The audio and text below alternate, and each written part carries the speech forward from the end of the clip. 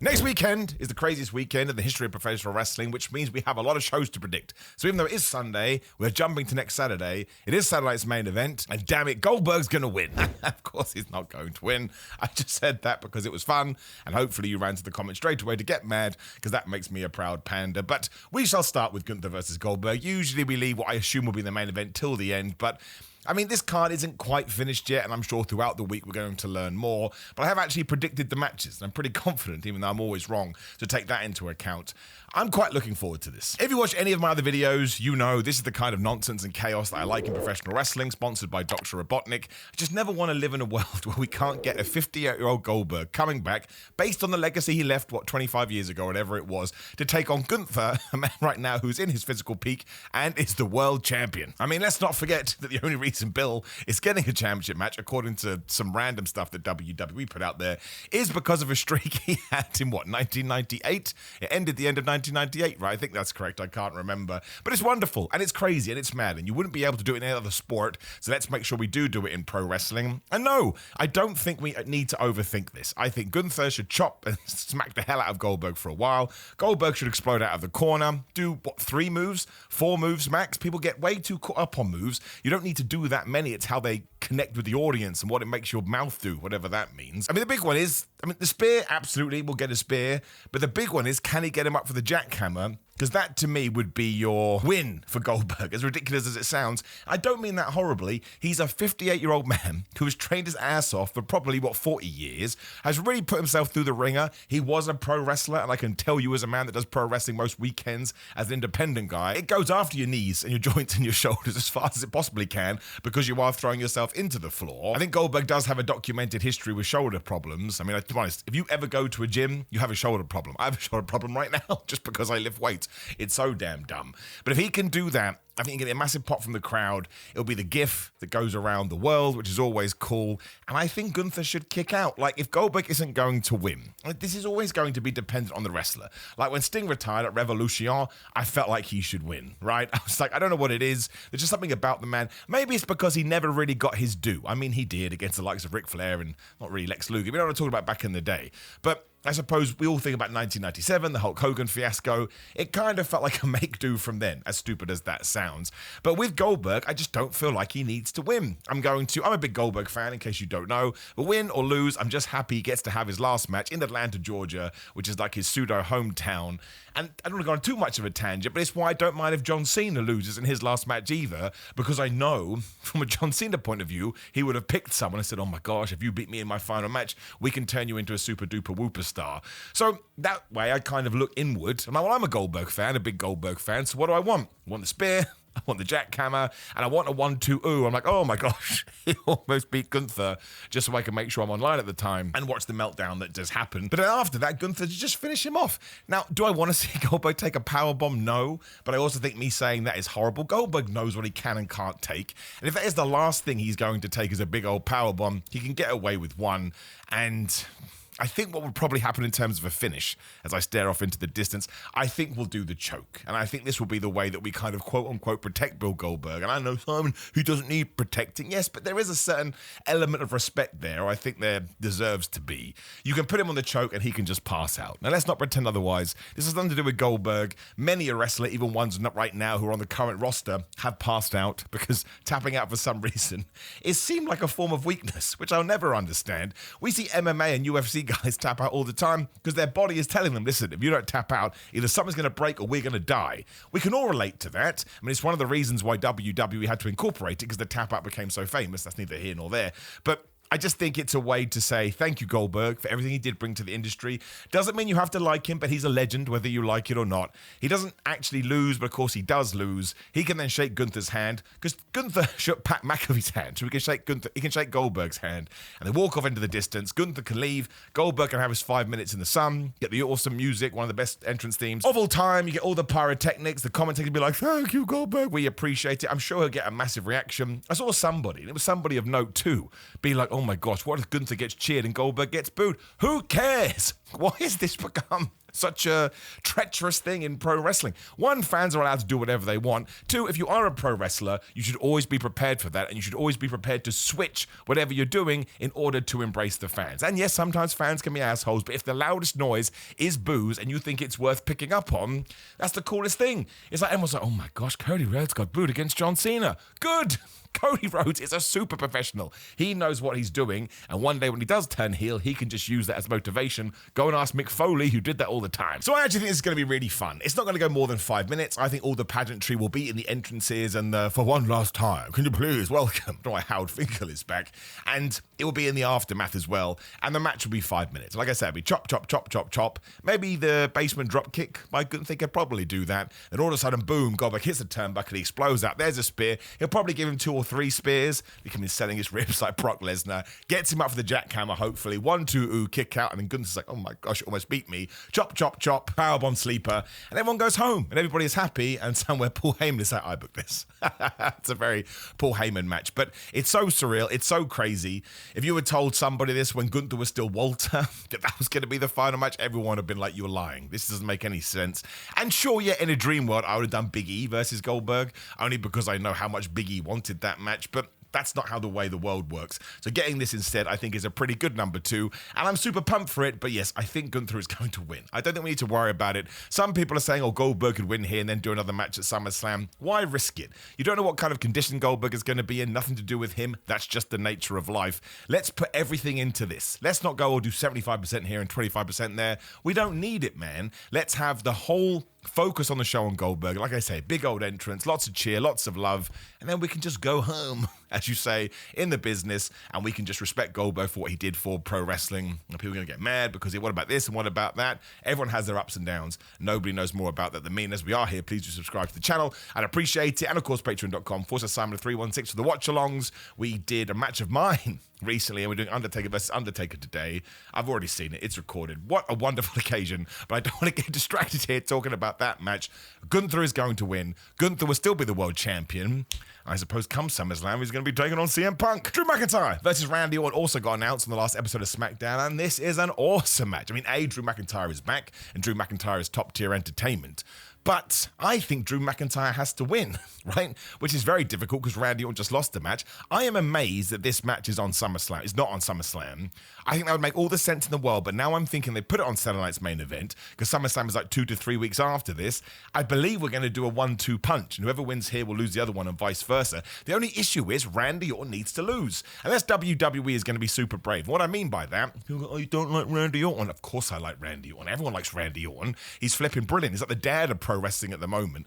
But in order to really justify Randy Orton's heel turn, he probably needs to be on a bit of a losing streak. So if he loses to Cody, and he also has the sort of upsetness from losing to Gunther at last year's King of the Ring, then he loses to Drew, who has to cheat, by the way. Drew McIntyre has to be terrible, and then he does that again at SummerSlam. Randy can be an absolute mess and go crazy and eventually turn on Cody Rhodes and be like, blah, blah, blah, blah. I can't handle this anymore. I have to whip your ass. However, there is a caveat to all of this. I can't see a world where Drew McIntyre loses this match, right? I just can't. So I think he needs, once again, to do something properly dastardly that makes even your mother go, I can't believe that Drew McIntyre would do that. He gets the win. Then Randy Orton does the rematch, which will be SummerSlam. So again, we'll be there so fast, nobody will really be thinking about it. And then Randy Orton wins that one because finally he doesn't hesitate. He hesitated against Cody Rhodes. He's not going to do that at SummerSlam. He will punt Drew right in the head, but also he has to do something else. A chair, a steel buckle, a table sponsored by Slim Jim, whatever the flub. Because I think coming out of SummerSlam, if Randy Orton is going after Cody Rhodes, which would make sense if he beats Drew McIntyre, Drew needs a reason to be like, well, this is absolute baloney, because that's his gimmick, right? I always tell you the truth. Because he says, listen, I beat Randy Orton a couple of weeks ago, but he only beat me by cheating. And of course, the thing that will wind you up there is you can go, but wait a minute, Drew, you cheated at Saturday Night's Main Event, and McIntyre will never mention that, and that's why you continue to hate him as a heel. The issue is, who the flub does Drew McIntyre take on? And is WWE going to do that thing where actually, rather than do Randy versus Cody, we're going to do Randy versus Cody versus Drew, because modern WWE does love a multi-man, and maybe that's how we get the belt off Cody, because now he's trying to deal with 2 people, and eventually it goes to Randy Orton. I mean, I'm getting way ahead of myself here. But I think with these two, you have to. There's no way Drew McIntyre isn't going to be at the typically top of the card. I don't think fans would accept that, given the great work that he has done the last couple of years. But again, Randy Orton is Randy Orton. So in terms of Saturday night's main event, I've told you my logic here. Drew McIntyre is going to win. Again, this is a prediction show. I've told you time and time again, we don't do boring predictions. You can go anywhere else to get that. So Drew is going to win. Using shenanigans, maybe Cody is involved with this in some way, and he screws over Randy by accident just to plant those seeds. I mean, I'm not necessarily down for that. I don't think you need distraction, interference, and confusion here, especially not from Cody. I still think Cody should be a goody two-shoes. We don't need sort of heel tendencies by any stretch of the imagination. And why would he get involved? What does he care? Randy Orton dropped Drew McIntyre with an RKO. Go and fight. I'll do my own thing. But Drew McIntyre will win. I think that'll be huge for Drew. In those 2 weeks before SummerSlam, even if we do the rematch, he has to hark home about this. And we really have to use it to tell everyone, right, he's in the main event now. And within the next 12 to 18 months, Drew McIntyre should be the world champion. I don't think there's any if, buts, or maybes about it. I think it would be the wrong thing to do. And then some people go, we're changing the title too much. As long as it serves a story, wrestling is just narrative, man. As long as it makes sense, and if you were reading it in a book, you go, well, of course that would happen. It doesn't how many times you change the championship. Although you don't want to do it too much, but once again, you don't want to kill too many people off in a book because it would get boring, law of diminishing returns, unless it's Game of Thrones. Game of Thrones, you just kill off everybody to the point there's no character. We're getting distracted here. Drew McIntyre is going to win, and I do think that's a big call. But I've said it now and there's no going back. What I actually think is far harder is Seth Rollins versus LA Knight, right? Because it's a very similar situation. LA Knight has been murked and murked and murked and murked, but I don't see how he can win. But he needs to win because he's a babyface. But if Seth Rollins does have Bron Breakker in the background and Bronson Reed in the background and Paul Heyman can do some distracting too, what does LA Knight do? I don't particularly think LA Knight has any friends. He even went and yelled at CM Punk saying, oh man, you want to take on Seth Rollins first? No, you don't. You go to the back of the line. So it's a really interesting one. And I think that's good. Like my favorite wrestling matches is where there are jeopardy. And LA Knight has just lost so much. Like when was the last time LA Knight had a successful win? In my sort of recent memory banks, lost to Jacob for 2 at WrestleMania, didn't win at Money in the Bank. I'm not saying he hasn't done much else. He has got a couple of victories throughout that time. But in terms of major feuds, he's not a major feud winner. He is someone that often loses. But Seth Rollins has come out of WrestleMania as the main heel, especially on Raw, with a group of idiots. And I think the group of idiots have to interfere here. And this is what I hark on about all the time, and I'm really, really boring. But that's why distraction, interference, and confusion should be safe for Seth right now, because that's what's going to wind you up. Whereas if you get it all over the show, you're just like, oh, that's just what wrestlers do. That's just what we do. We can run in and nobody seems to care. Whereas if Bronson continued to do it, then you get a little bit of a different flavor. It just don't, I mean, Penta could get involved and Sami Zayn could get involved. I still don't think that Seth Rollins can get his shoulders pinned to the mat. And actually, Sami Zayn, I can't figure into SummerSlam at all. So maybe this is where you get that, oh, I tried to help and I failed. Because Penta and Sami Zayn and probably somebody else, Jey Uso, I guess, come out to try and help LA Knight. And actually, it turns into a big old schmoz and it's Seth Rollins that takes advantage. Stomp 1, 2, 3. And then LA Knight is protected too. I understand I'm going out my way to protect a lot of people here. And I do actually prefer it when people win or lose, but I also understand LA Knight is in a very interesting position because he's super duper whooper over, but I don't think WWE wants to take him to that level. For whatever reason, I can't comment on it because I don't have any evidence. So I'm going with Seth Rollins. And yes, Bronson Breakker involved. Bron Breakker involved. Bronson Breakker? Bronson Burner. You know what I'm talking about. Seth Rollins comes out. Jey Uso comes out. Maybe Penta. You don't need 3. You only need 2. So 2 of those 3 will come out. They'll have a big old schmoz. But yes, because of what is happening, LA Knight can't handle it. He's a wrestler in a wrestling ring when wrestling stuff is happening outside of said squared circle. We've seen it time and time again. You pause and you're like, oh, I don't know what to do. And then he will lose. And then at SummerSlam, what do? I don't know. I'm getting ahead of myself. But it's just the Sami Zayn, Jey Uso thing. I think it could be Sami Zayn and Jey Uso taking on the Bronsons, or the Bronze, whatever you want to call them. I can see that as well. But then what do you do there? I don't know. It's very, very interesting. Although, if Seth Rollins catches in at SummerSlam, he can lose his match, and those two can lose their matches if they all converge again in order to win the World Championship. I'm going with Seth Rollins. I don't think Seth Rollins can lose on a Saturday night's main event, even if he did get screwed over by Sami Zayn and Penta and Jey Uso. Maybe that is how you do it, because 3 people come down. But I think you need to save that loss. I really, really do. Unless, of course, he does cash in his money in the bank at SummerSlam, and then you can. Because we've seen that. Lose. Oh, my money back and win it now. Nobody cared. I'm going with Seth Rollins, right? I know I'm going against my own grain here. I'm not making the bold prediction. I just know how WWE books. And I think they put Seth Rollins on a bit of a pedestal, which is where he should be. It would just be nice if sometimes LA Knight could just touch it a little bit. I picked Seth and that's it. I also think we are going to get AJ Styles versus Dominic Mysterio, because the only reason it got delayed, it was meant to be a Night of Champions, is because Dominic got injured. So I don't think they want to do it at SummerSlam. I think they have another plan for SummerSlam, although it may have changed because Dominic and JD McDonough just became tag champions. Although how many times have we seen people become tag champions? They still go after singles belts. I kind of think if they can, they're going to do Finn and Dom at SummerSlam. And also, you don't want to extend that story out too much. It's definitely coming to its peak, so you want to capitalize on that. Of course, Dominic Mysterio may not be cleared, so I'm getting ahead of myself, but I do think it'll be Dom versus AJ. I do think it'll be really good, because Dominic is great and AJ Styles is one of the best wrestlers of all time. AJ Styles is not going to win. Although, I've said that, and of course, now I think AJ Styles is going to win, because that's a great way to finally pull the trigger on the Finn Balor thing, right? They all come out, House of Torture, New Japan style, and eventually it goes wrong, or Finn Balor does that thing where he pretends he's going to help and he doesn't.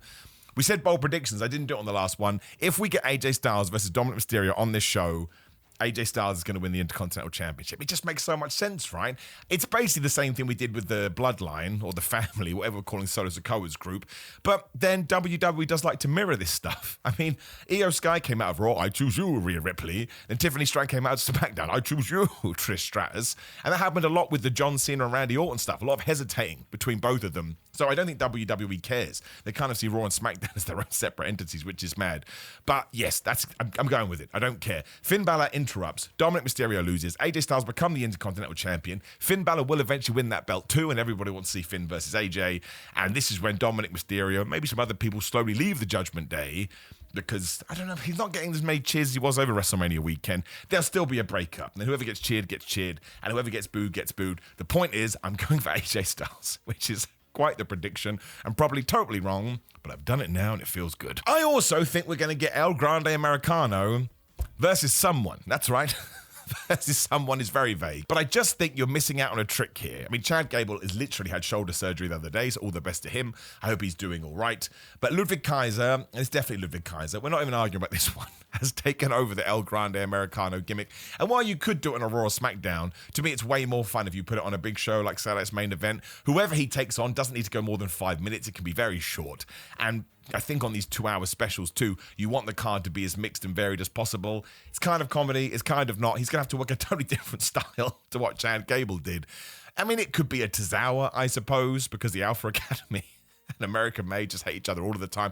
Although, is the new El Grande Americano even with American Made? I don't know. But he probably wants to take on somebody like that, and I love Tozawa. And I'd love it if we got more, but he's never going to. And it seems like a silly match. It does feel like it's something you would put on a Raw over a Saturday Night's Main Event. But again, it's all about bold predictions. So, Ludwig Kaiser, this is so wrestling, as El Grande Americano, will be in this match, and he'll beat someone like Tozawa. It will go 5 minutes, and everybody will question whether this is the real Grande Americano, and it's going to be some of the weirdest shit you've ever seen. And I think we're going to Jacob Fatu versus Tala Tonga. Now, that seems nuts to me and nuts to you, because, of course, you don't want Tala Tonga to lose. We don't want Jacob Fatu to lose, as I continue to go back to this. But I've decided that Jacob Fatu is going to beat Solo Sikoa for the US Championship at SummerSlam. That's how short I think this reign is going to be. And in that case, he could lose again here. Because 2 back-to-back losses, I'm going to call them the Bloodline 2.0. What did someone call them the other day? The Team New Bloodliners. That's so unfair. I like the New Bloodline, or whatever the flub they are. But in order to establish them as a brand new group, which they are, it's very similar to Seth Rollins. See, WWE likes to marry up these things. But you now have Solo Sikoa, Tala Tonga. Who the hell else is in it? JC Mateo, and of course Tangaloa. I don't know what Tama Tonga's going to do when he came back, because Solo seemed pretty cool. This is my family now. Nobody joins in. Maybe that's what happens at SummerSlam. Tama Tonga comes back and hates Jacob Fatu. But I think Tala Tonga getting a victory over Jacob Fatu here is going to be massive. And if Jacob Fatu is absolutely walloped by Solo and Co, like all 3 guys, interference, which I get is now making me a hypocrite because I said we should save this for Seth Rollins. That's actually a problem. This is the thing, right? So on Raw, it needs to be Seth Rollins' group. On SmackDown, it needs to be Solo Sikoa's group. But then you're kind of crossing the streams. It's why we need better creative ideas. But listen, it's a prediction show. I don't think WWE is going to do anything totally different. So I think this will be very similar to Seth versus LA Knight, which could be a reason why we hold it off for a SmackDown instead, so it doesn't feel like it. I mean, I've gone 6 matches, only because the last one was 6 matches. But Tala Tonga getting a victory over Jacob Fatu, even by super shenanigans, makes Tala Tonga feel absolutely immortal straight away, right out of the gates. And I think we should always do that with a new person. I understand sort of the argument that it doesn't actually matter, but it still can matter, which sounds dumb. But if Solo Sikoa can come out on SmackDown and be like, see, I told you I recruited this guy and he beat Jacob Fatu, he's a new Jacob Fatu. I mean, Jacob Fatu beat a lot of people when he came in. I think it'd be nuts if WWE ignored that. It's super work for Jacob, so we should do it for the former Hikuleo as well. And then, yeah, in 2 weeks' time, if Jacob Fatu whips all of their asses when they do do try to interfere, and he wins the US Championship back, probably with some help from Jimmy Uso and maybe a Roman Reigns. Random prediction. We'll talk about that on another video. I think that works, and I think it's fine, and I think it really gives a shot of the arm to Tala Tonga, and it protects Jacob for two, as long as the commentators tell the story and all the interference is glaringly obvious to the point you're annoyed. That's what interference should do when it's by the heels. It should get you mad at them, so you're actually saying, well, Jacob Fadu didn't really get beaten because he got screwed over by these idiots. It's that problem after WrestleMania 39 when Cody Rhodes, after being totally murked by the Bloodline, was all like, well, I tried my best. It didn't work. I was like, no, Cody. They screwed you over. And it took about 6 months before he did start to talk about it. That was a little bit of an error to me, but it worked out fine. So hit it hard. Let people know that Jacob Fatu is really struggling now because it's only him and Jimmy Uso taking on the world. And there's 4 of those guys. And then, yes, at SummerSlam, I think Tama Tonga could come back and then join the good guys, and then you can do some 6-man tags until the end of the year, because the Bloodline is never going to end, and there's more Samoans that can join at any moment, so it will go on to 2076. There may be some other matches, maybe I got some matches wrong, but I realized this morning if I don't do this now, I'm not going to be able to do it, because there are 62 events next weekend, which I have actual anxiety about. A stupid thing to say, but let me know. The cool thing about doing it early, not only let me know your predictions for the matches we know, let me know your predictions for the extra matches we don't know. That'll be all the fun in the world. Also, please do like the video, share the video, subscribe, click the video on the screen, which is me talking about SmackDown. Hit the notification bell and do all of that thing. Otherwise, it is patreon.com/Simon316. Come join the watch-alongs. Grillermind.com/Simon. Just go to Simon, get 10% off. Best supplements ever. Brand new Bald Life t-shirt is now live. I wanted this to go live straight after that Punk Life stuff, but things take time. It's a shame, but go and get it. Simon316 on all social media. Simon J. Miller on TikTok. Simon Miller on Cameo for personalized videos. And yeah, Pro Wrestling Tees and Big Cartel for all this nonsense. And I believe that is it. I appreciate you, my friends. Have a lovely Sunday. Have a lovely resting week, which again is going to be out of control. And I will probably see you every day throughout it.